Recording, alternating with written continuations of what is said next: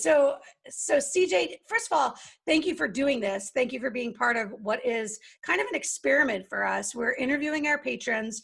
We want to put you guys up on our YouTube channel for Right on SC and just showcase your work and you as an individual and let people get to know you. So tell me a little bit about your work, because you write contemporary fiction and commercial fiction, which is not necessarily what all of our readers read, but I think quite a few of our listeners are commercial fiction and contemporary fiction readers. So tell us about the most recent book, and then we'll work our way back to earlier books. Okay, my latest release is Crooked Fences, a story about a returning war veteran who loses some of his friends overseas. He comes home and he has a lot of personal issues he's trying to work out within himself. He really doesn't know exactly who he is or his purpose. His foundation is shaken a little bit. And I thought it was important not just to address maybe post-traumatic stress disorder, but returning war veterans in general. The ratio of PTSD, returning veterans is really, really high. And, that issue right there, when people think about someone with post-traumatic stress disorder, they think about, just that condition, but they don't really realize that they have problems like anybody else. So, they may have failed marriages, sickness in their family, financial difficulties. They may have even psychological problems on top of post-traumatic stress that are exacerbated by the PTSD also. So, I want to kind of address that and kind of relate that to police candidates, right? The selection process. And we don't think, majority of law enforcement, about 50% are ex-military. Mm-hmm. So, there are screening processes established, I'm sure, throughout every agency and so forth, psychological profiling, but you really can't profile some of these deeper issues. And some of the issues Todd faces, who's the main character in Crooked Fences, he was raised by his father and a lot of racism instilled in him, homophobia instilled in him. So, these are things that you really can't test for, Right. It's hard to screen for something like this if you're just doing a questionnaire, you're sitting down in front of, a therapist or a counselor or a psychiatrist or something like that. So, I thought, those two subjects, fusing them together because they kind of go hand in hand, right? And so the story goes on to where he comes back home.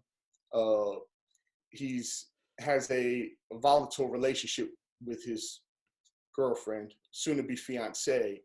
And, he still has these aspirations of becoming a police officer. So, things happen in the book and so forth. Well, one of his probably his best friend was wounded and lives in Tennessee. He's from the South. And so, he leaves, his fiance temporarily to go down there. He ends up working at a low-income housing project. So I'm kind of bring him home to roost to kind of confront these issues that he's been raised with. And so it's challenging for him. And at the same time, I'm addressing a bunch of other plots within the story. A lot of times we're taught things, we're raised in a certain way by our parents. And a lot of times we're going to mimic that because that's our foundation. That's what we know. And so with Todd, he wants to show allegiance to his father, puts a lot of trust into his father. But as we find out, as we get to become adults, that everything our parents maybe taught us, we don't believe in, we don't agree with. And so, a lot of people, they try to avoid facing the issue and thinking for themselves and establishing their own morals and ethics. And so this is a problem this is a situation he encounters in his development and so forth like that. But just briefly, I don't want to So get into everything. So what is it about him leaving the military and now being in Tennessee and in this low income housing? How does he, why do you need that piece to push him into this growth? Like, why didn't the military do it for him? Because I think we kind of expect that when somebody goes into the military, they're going to have exposure to a lot of different people cross Right. section. So why It's didn't true. that time in the military do this for him? Why was it delayed? Well, as a former veteran myself, or as a veteran myself, the military is a great experience to meet different people from all different type of walks of life, uh, ethnic backgrounds, belief systems, and so forth like that. Right? They shave our heads in the beginning, so we're all the same, regardless of the shades and the sizes and everything.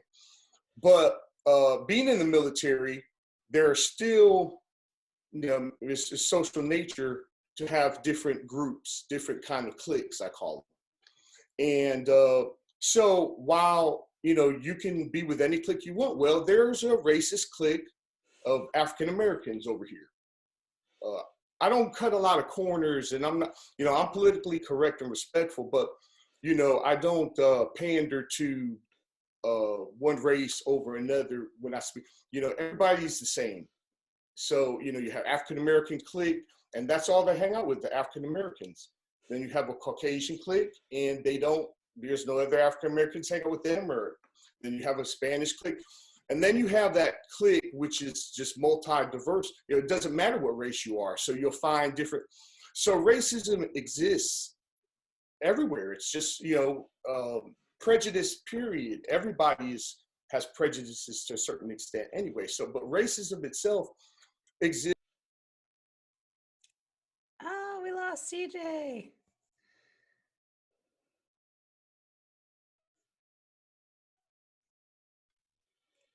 I lost you. Yeah, I lost you for a second, but you're back now. Okay, where did I cut out of that? So we were talking about, my question for you was about whether or not, why the military didn't do this for him. And you were saying that the military is not impervious from racism. Racism exists there too. And so he was able to fall into his sort of safe group of, these are people that look like me and talk like me, and I'm not being forced to necessarily overcome my prejudices. Exactly. And I also want to show the distinction between his closest buddies in the squad. They didn't share the same sentiments as him. And, he was chastised kind of for that in that way, but it wasn't like he was ostracized, because with friends, you just don't ostracize because they may hold the different, you accept some friends' faults and their good sides. And, so he was, he just had that issue, and he, hid it as best he could. But, so the military is just not, it definitely does add to a person's experience and helps them to overcome. You got to think about what's at the core of racism. It's really ignorance, right? Generally, the most racist people are never exposed to, another race or belief or something. Right. But, and then those that are exposed, they may withdraw and then create their own. And that's what the case is in Crooked Fences. So this main character, Todd, how much is he like you? He's nothing like me. I love the idea. I'm biracial, so I can hate half of myself and hate the other. It's not too hard a choice. So, but I grew up, since I did grow up being biracial, and I've lived all over the country, including California, which is, Los Angeles is as diverse as you can get besides New York City, And so I was always exposed. I wasn't, my family values don't subscribe to that in any way. Whether it's marrying of any type of race and even religion per se. But so no, I'm not like him at all. I was in the Air Force. He's in the Marines.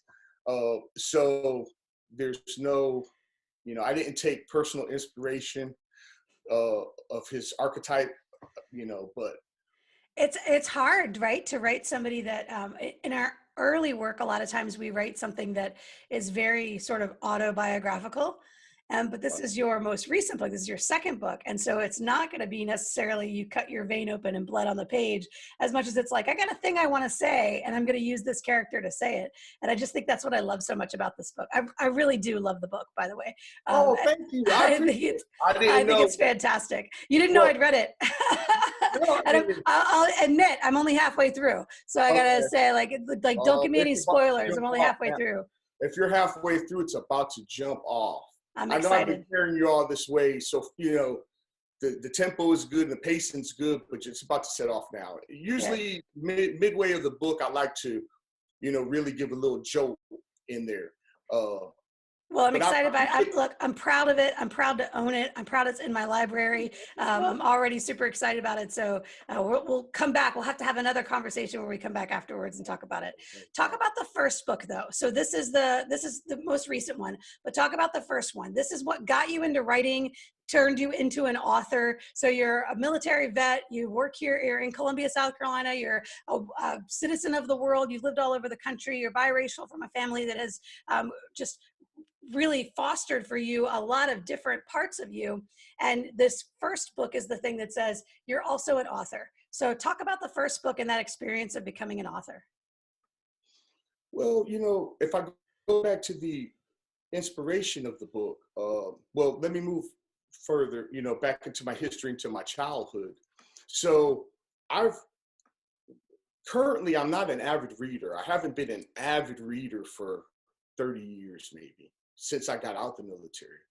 Most of my reading was done, believe it or not, from the ages of 9 to 11, maybe. And the reason is, I was born in Connecticut, and my mother worked maybe about 3 blocks from my school. I'd walk to her job. She worked at Yale Gibbs Physics Laboratory. I walked to her job after school, and I'd ride home with her. Back then we're talking about, this is like 1978. But a lot of times I would have to walk to my great aunt's house, and she lived in New Haven, Connecticut also, and she was a elderly Black woman from South Carolina. So our routine was, I'd go there, she'd come, she had her cane, let me in, we'd sit on the couch covered in plastic, so there wouldn't be, it's just an old habit, maybe during the 50s or 60s. I think a lot of people were doing that. Yeah. And then she just talked me till she fell asleep, and then I was half asleep, a young kid. So I'd get up, and she had an extensive library. My other great aunt lived there, and they just had literature, some of the greatest literature books of modern day in history also. So I was reading books that I had no business really reading. I was just occupying myself because it was so boring over there.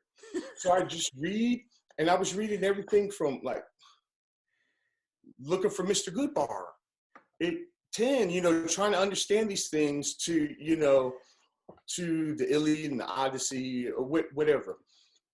And so I always had a vivid imagination. I think that just developed, that started it. And then with my experiences of where I've lived and all the situations I've been through, as a defensive mechanism, I developed kind of like a hypervigilance, maybe. You imagine if you're in a situation that has potential danger to it, you want to think steps ahead. Right. You don't want to just be a victim, and just wait for something. So that takes a lot of imagination. So, fast forward to 2012, I started my divorce. I've been going through a divorce and it had been finalized. And that week, I just had an epiphany, let's say. I just had the scene in my head, and it ended up being the final scene of the book. And it was so vivid, my mind just started to work, and it's like all the literature compounded with my life experiences, everything just seemed to come to a climax. And I wrote the outline of the entire book in like at that moment, just a rough outline. A few things were changed, but uh, I really can't explain it. So I always wanted to write, and I've written some while I was in the military. I've written some prose and different things like that, but you know, I never ever thought I would write a book. And even when I was writing that, I didn't even think about the publishing and commercial aspect. I was like, I just want to write the story. Right. And as years went on, 2013, 14, 15, there were several personal tragedies in my life where I lost, you know, 4 loved ones within a year's time. So I had to pause, and I really couldn't write. But as I was working through my recovery, you know, grief and trying to deal with things, the writing, my mind went back to the story. And that's when I kind of actualized, I'm going to write this, finish it, and I'm going to try to have it published. And so from that point on, it took me, you know, I researched almost 2 years on and off while I was writing. Because, you know, in historical fiction, you have to do so much research first. And, and then while you're writing, you're going to be stopping throughout the chapter because there are certain aspects, they just have to be accurate. So you have to go back, and that takes time to search. So kind of you can stop the flow, and then, you know, and that's really what started, I guess, gave me the impetus to write, and really when I kind of took off. So what does that publishing journey look like for you the first time around? I mean, what did you know about publishing? What kind of efforts did you make? Were you writing query letters to agents? Were you, you know, this is the greatest book that's ever been written ever, and you guys should have it? Like, what did that look like for you? No, so, okay, so as I'm writing the book, I'm also researching, okay, you know, I can send query letters, but of course, query letters alone without representation from an agent makes it a little bit more difficult. I find this out through research. So you know, I'm big on kind of like research and being prepared and planning. Yeah. So, you know, I just don't jump into anything. Now I can jump into the story and write because there's really no consequences. And then it's on a personal level, it's satisfying. But if I'm going to excuse me, devote time and energy to something, I'm going to research it, plan it, and make sure that I'm able to accomplish what I want to accomplish. So I knew nothing about publishing. I found out about self-publishing, and you know, there were different avenues. You know, I don't like to be taken advantage of. Who does? But you know, there are certain.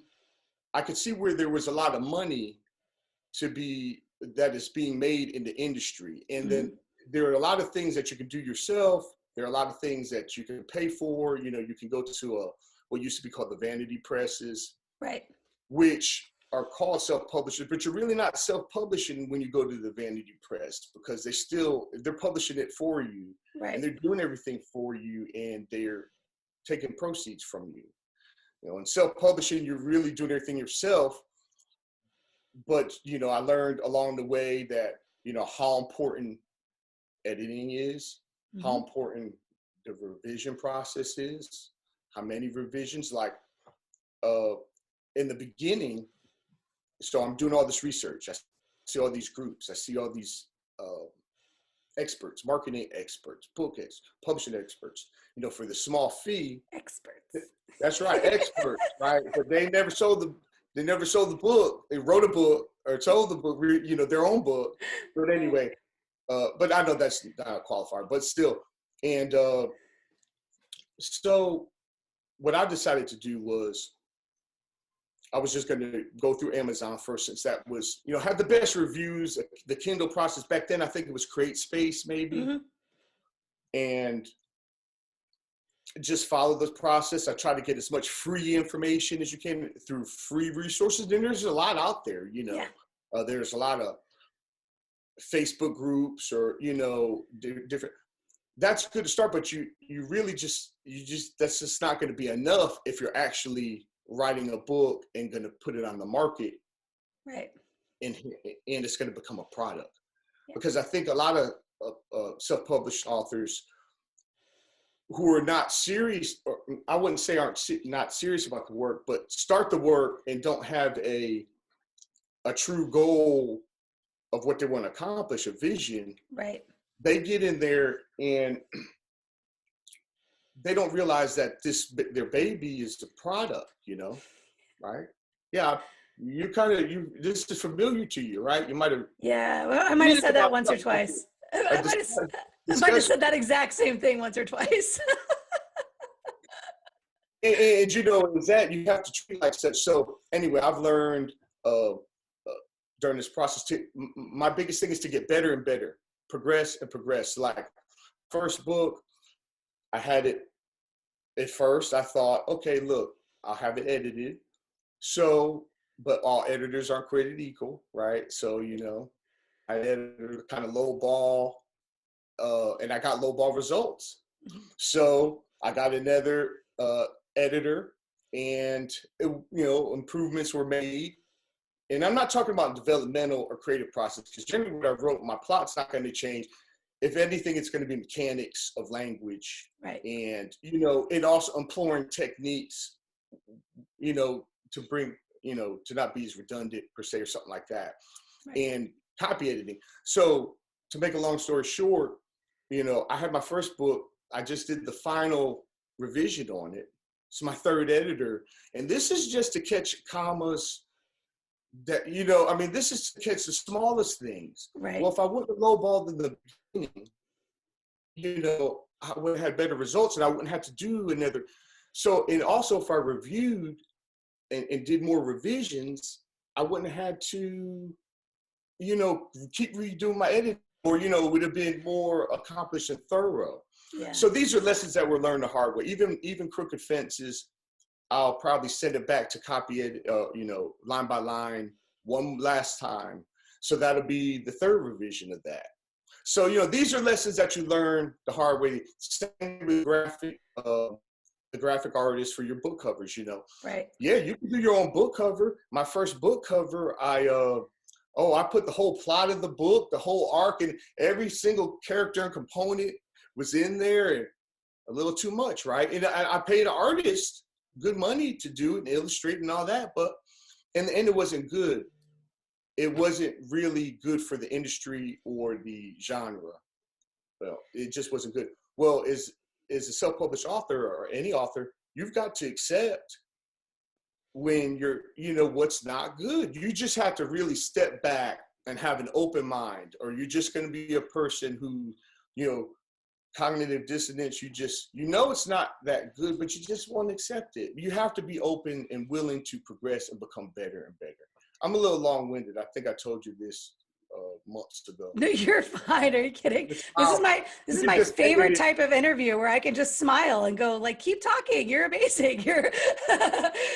I'm doing very little work here, CJ. You're making it look very easy for me. Well, this is excuse me, I'm sorry. You're fine. This is also an interview. Yeah. Because, I'm coming for Rex's spot, I kept you slipping, Rex. I'm taking that spot. Look, I'm going to start a little scorecard, and the next time he does these bad things, I'm just going to keep telling him I got a sub. Don't bother coming in next week, Rex. He'll fill in. So I do want to talk about because what you said was, what I heard you say was that you make these mistakes, you learn from these mistakes, you get better. And there's just no substitute for time. And that time can come in all these years of preparation before you publish your first book. So I've been doing this to a certain extent. Well, I've been writing since 7th grade, right? But I've been doing this to a certain extent for the last 8 years with some level of dedication to it, right? Before the first book ever came out. Right. And then there's the time where it is, okay, I rushed to the process, I rushed through the product, and now I need time to get perspective on what happened and what that experience was like. And so my first product might not, 5 years from now, be something I'm as proud of as I am right now. And I think I was always so afraid that I was going to put something out that I wasn't going to be proud of, that I didn't pull the trigger early enough, right? And then I probably waited really long. By the time I hired a developmental editor, the only thing he could say to me was like, there's a lot of sandwiches in your story. Like every time they eat, they're eating sandwiches. That's it. That's the only thing I have to tell you. And I was I'm like, bad with how is that possible? I'm bad. They met and shook hands. They shook Yeah. hands. They shook hands. But And then he I said, come to revision, I pull that stuff out later. But those are some of the little things. yeah. Well, then I picked up, even me in the advanced reader copy, I'm going through it. I'm like, every time I describe this girl's hair, it's the exact same 3-word phrase, exact same 3-word phrase. And it might have only been there maybe 4 or 5 times, but that's still 5 times that I use Right. the exact same phrase. So yeah, I think as you continue to get better at the craft, and this is something you're doing it with intention, be patient with ourselves, right? But then also very much be patient with the process. And I think when people say like, how long does it take to get your book published? You're like, it's probably like 2 or 3 years. 3 years? I can't wait that long. And you're like, you can and you should. Right. Right. There's no substitute for experience. I mean, really. I mean, what can you say? But yeah, I agree. What are some of the tactics that you've used or strategies that you've used to get your book in front of people, to build your reader base, your audience? Yeah, it's developed over time. Strong social media following. Uh, that's relatively easy, and the person could pick their platform. I started with Facebook, and I started before my book was published. I just put up, CJ Heigelmann, author, and while I was writing and building that, some people like Instagram. You can use it, but Facebook is pretty effective at, just because people can share so much data. Uh, other than that, you have groups on Facebook, and Twitter would be the same. That'll share anything to share your work, and just spread it, and you get more metadata out there, on the internet. And that was my main thing. Even picking my name. My name is, of course, not CJ Heigelmann, but my actual name is, if you Google it, I don't come up, but like 20 other convicted felons come up. Oh no. Bing, bing, bing, bing. And I'm like, man, what is going on? Now, don't get me wrong. I think there's an NFL athlete in there. There's, a college, Right. football player. But for the most part, and I was like, I just couldn't have my name associated with, because from the beginning, like I said, I was planning, I really wanted to get metadata out there. Right. To where, like, right now, if you type one of just a few little things related to me, I'm going to come up, and I'm going to take up the first 3, 4, 5 pages. Right. So social media, Internet. internet, a website, of course, and in your books also, you want to put in your back matter, your website, you want to have your social media, you want to have your other work, and so forth, like that. Right. And so, actually, I didn't do that in my first book. So in my revisions or editions now, change the back matter now to that. And network with authors. One thing, I'm sorry, No, you're fine. is, joining professional organizations, I would say, is maybe even a little bit more important than just social media, or if you were to compare the two, because the networking that happens, in these groups, if like we did that summer series, or you did the summer series with the South Carolina Writers Association. So, you got 40 authors in there, and, you can network who edits, who needs help here, someone's on this level, and, they kind of get with the person on this level. And then you search also the database of the professionals in the organization, Right. So you got resources for editing, for book covers, for agents, and those things are kind of invaluable. That was exactly where I was going to take you, was the SDWA, and when you decided to join, and how that broke open your network and gave you access to some resources. So I'm glad you went there without me even having to take you there. Right. And I think, like, my books, well, both books, Crooked Fences and then A Common Folk Rhapsody, you know, both of them, it was about maybe a year ago, and uh, in the Navajo County Library in Arizona requested my book to be indexed. You know, so I donate books to libraries. It's a great way to get your books cataloged, and also you're doing a service, right? You know, you're helping the library out. You're presenting material, and it's you know, it's a good thing. So, you know, with the Pickens County, which I'm sure occurred, you know, I was approached by them to be part of the author showcase. Well, I'm sure that had something to do with the South Carolina Writers Association, and might even be Professor Whitener had something mentioned my name. Who knows?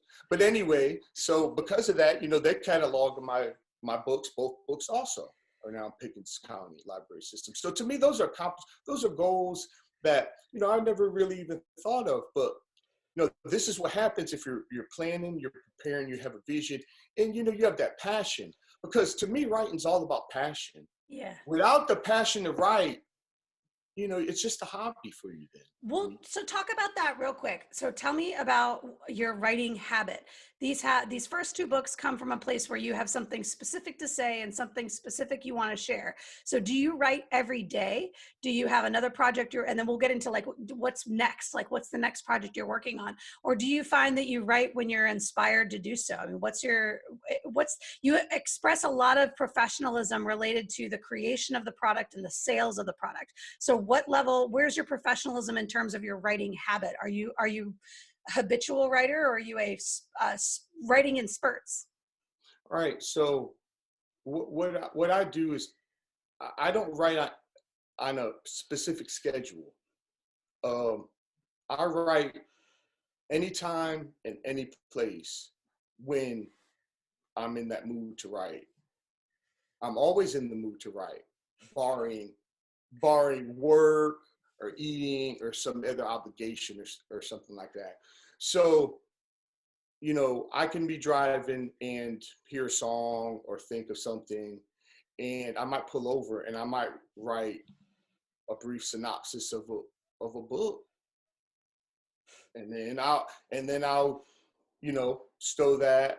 While I just did that, you know, I'm always writing. By the way, it's like I'm already writing my third book. As soon as that's finished, I already have the outlines and the synopsis for my fourth book, or, you know, for my fifth book. I have probably 6 more books that I can write right now that are waiting to be written. Now, what order they're going to be written in, I don't know. I'll just see how that feels. Now, as far as I'm writing a book, when do I write? Should I write more? Yeah, I have writer's guilt. Okay, I'm not going to go ahead and front on you. Yeah, I have writer's guilt. There's times when I plan to write, and then I get there and write. I have the time, I have the intention, and I even have the desire. But when I start to write, and I'm never at a loss to write. Like for me, writing, I don't have to sit down and think about what I'm going to write per se. I have an outline, and my writing just flows. So I never get to the point and go, man, what should I do? How should that go? You know, I don't have that problem. But I'm not saying I don't take time, let's say, to say, man, this ending won't work like this. I need to, that's not what I'm saying. But I could sit down at that moment, and then I could be like, I don't feel that something else. I'm only going to write when I feel that, like it's almost like an unction or a deep urge to write right now. If I don't have that to top off my, you know, even though I'm prepared, even though I can just write, to me, I want to feel the writing. If I don't feel it when I'm writing, I'm not going to write, because you've already read my work, at least one book or halfway through. So you already see kind of like when I get to these emotional parts, and I'm always writing with a lot of emotion. The character, you know, there's always feelings or emotions. I try to get really personal. Well, if you're moved in my book, understand that on the other end, when I wrote it, these tears have been hitting my keyboard when I'm writing. I'm affected by my writing. I know you won't believe it. Big, strong CJ, 6'3", 250 pounds, this big bear with a heart guy, crying while he's typing. No way. Yeah, yes way. So I'm invested in the writing. And I guess what I'm saying is if the emotions aren't there, I'm just not going to write that day. I'll put it off. I'll say, okay, we'll try again tomorrow. Yeah. But it's not for a lack of material or ability. It's, that third part, that emotional, desire to have to write. Yeah. To just be that engaged with the work. Yeah. Right. I feel that way too. And the scenes that I am there where that flow is just going and they read so much better. They require less revision. They require less work on the other side. And I have heard, and other writers have said, like, write every day and continue working on your project, even if you don't feel it. And I'm like, there have been times I've been deep into a project where I'm like, I know I have to write, but I don't know what to do. And I don't just want to put words on a page that are going to be useless later. I'm going to have to strike them all anyway, because they're just not going to be worth it. And Rex and I have this debate all the time about NaNoWriMo, because with National Novel Writing Month, you have to put 50,000 words on the page in 1 month. And he's like, it's going to be useless garbage. And I'm like, yeah, to an extent, a good bit of it is, but it also forces you to write when you don't want to. And sometimes that can be a pretty good exercise to get yourself to say, there's work I have to do and I need to get it done. And sometimes those scenes can be salvageable.